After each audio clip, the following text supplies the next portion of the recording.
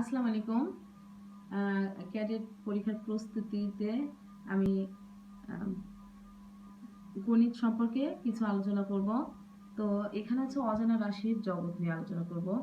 প্রশ্ন নম্বর 1, বীজগণিতের ইংরেজি শব্দ কি? এটা সবাই জানো, অ্যালজাবরা। অ্যালজাবরা শব্দটি কোন শব্দ থেকে এসেছে? উত্তর, আরবি শব্দ আল জাবর থেকে। 3 নম্বর, বীজগণিতের জনক কে? উত্তর, ফার্সি গণিতবিদ আবদুল্লাহ মোহাম্মদ আল খোয়ারিজমি। 4 নম্বর, আল খোয়ারিজমি কে ছিলেন? উত্তর, বিখ্যাত ফার্সি গণিতবিদ। কত খ্রিস্টাব্দে আল খোয়ারিজমি অ্যালজাবরা শব্দটি ব্যবহার করেছিলেন? উত্তর, 820 খ্রিস্টাব্দের দিকে। 6, বীজগণিতের প্রধান বৈশিষ্ট্য কি? উত্তর, অক্ষর প্রতীকের ব্যবহার। 7 নম্বর, বীজগণিতীয় প্রতীক কি?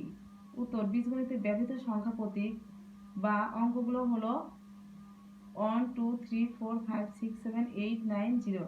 এসব সংখ্যা প্রতীক দ্বারা যে কোনো সংখ্যা লেখা যায়। তবে বীজগণিতের সংখ্যা প্রতীকের সাথে অক্ষর প্রতীকের ব্যবহার করা হয়।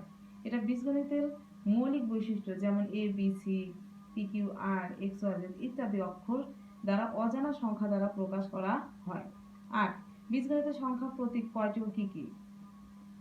উত্তর, 10টি, যথা 0 1 2 3 4 5 6 7 8 9। 9, বীজগণিতের অজানা রাশি প্রকাশ করা হয় কার মাধ্যমে? উত্তর, ইংরেজি বর্ণমালার ছোট হাতের অক্ষর দ্বারা। 10, চলকের ইংরেজি নাম কি? ভেরিয়েবল। ধন্যবাদ। পরবর্তী ভিডিওর জন্য অপেক্ষা করো।